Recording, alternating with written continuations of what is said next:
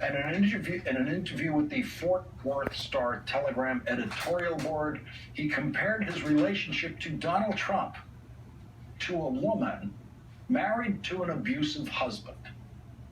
The senator said that his relationship with the President of the United States is, quote, maybe like a lot of women who get married and think they're going to change their spouse, and that doesn't usually work out very well. MJ Hegar tweeted a one-word response to that statement: coward.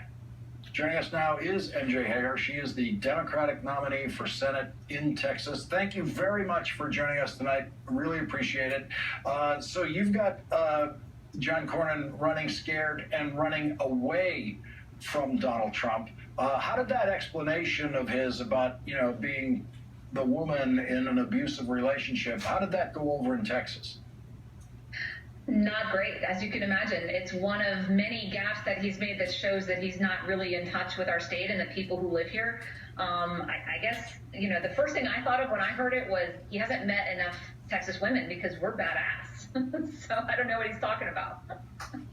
Yeah, and there's obviously millions of Texans who've stood up to Donald Trump in their own ways, vocally, but here's a senator who has a term that is a term of office that's unrelated to the presidency. I mean, one thing I got to say, it's hard for me to fathom is why a United States senator would ever be afraid of the president.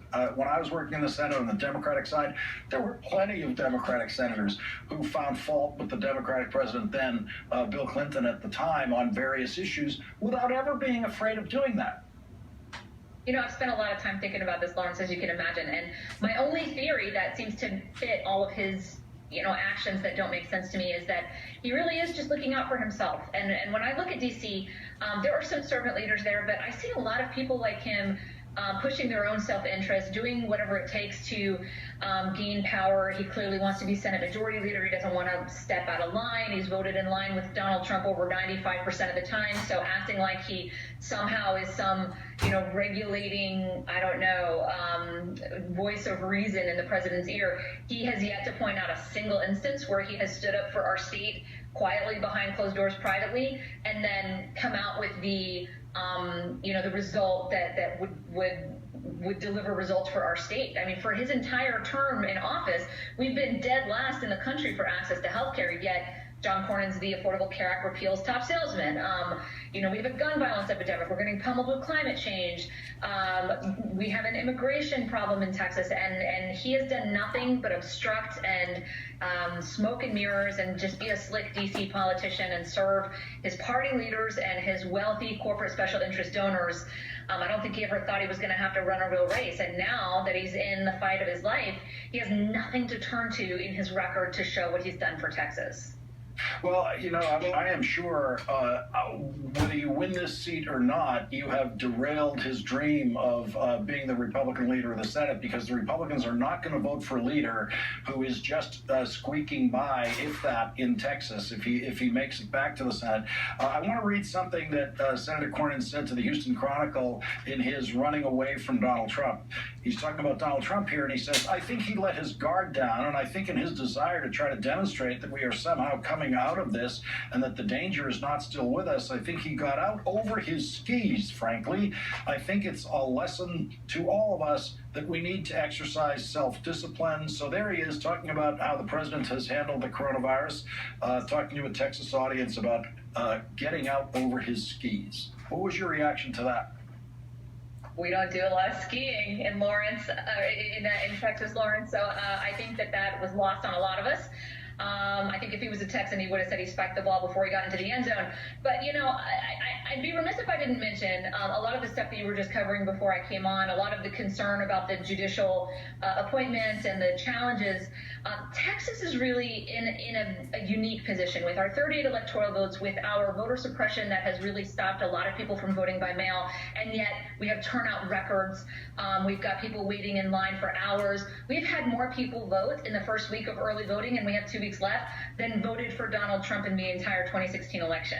So we are doing something spectacular in Texas, and everybody should be paying attention, because with our lack of vote by mail, we're going to have an early presidential election result, and one that can't be challenged in the courts by some vote by mail conspiracy theory from this president. So I'm working my butt off to run a coordinated campaign up and down the ballot to deliver real servant leadership and to make a difference in our country. It's a continuation of the oath that I took to the Constitution when I put on the uniform. We are watching Texas tonight, not only in play for a Democrat running for Senate. No one's won it since Lloyd Benson last won a Senate seat in Texas for the Democrats, and for the presidency. We are watching it we'll be watching it for Joe Biden and Kamala Harris on election night. Did you know that Texas was moving in this direction before all of us did, only in the last few weeks, really?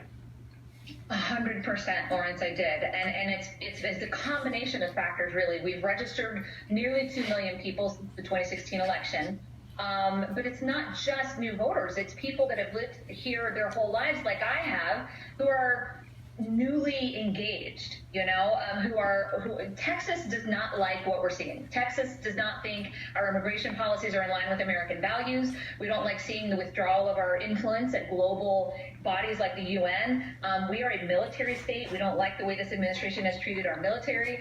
I think rural Texas is starting to realize that we're the ones fighting for access to education and healthcare, the things that are really important to rural communities, not just for their kids, but for employment. So, I think it's a combination of things. I definitely think, Trump and Biden are tied in Texas right now. And so if we can just maintain this momentum, we're going to be having a lot to celebrate in November. MJ Hegar, thank you for your service to this country and your heroism in combat, and thank you for taking on the responsibility to try to continue to serve the country as a candidate and possibly as a senator from Texas. Thank you very much for joining us again tonight. Thanks, Lawrence. Take care.